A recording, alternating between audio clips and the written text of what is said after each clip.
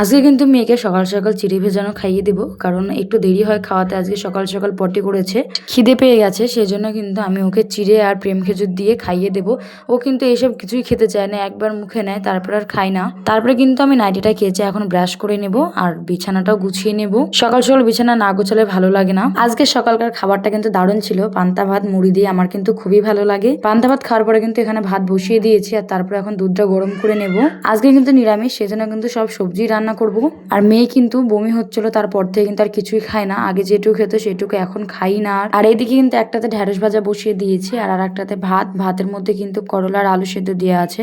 মার কিন্তু এটা খুবই ভালো লাগে খেতে। আজকের মেনু হচ্ছে ঢেঁড়স ভাজা, পটল ভাজা, আলু পটল দিয়ে, সোয়াবিন দিয়ে তরকারি, আলু করলা সিদ্ধ, আর এদিকে কিন্তু রসুন পেঁয়াজ ভাজা। আর মেয়েকে কিন্তু আমি নতুন স্টাইলে শাড়ি পরে দিয়েছি, ও ওই পরে ঘুরে বেড়াচ্ছে।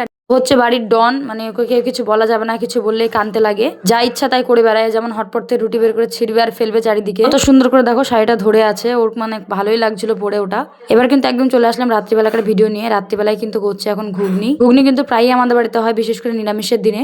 দুই রকমের ঘুগনি করতে হয়, একটা নিরামিষ আর একটা আমিষ।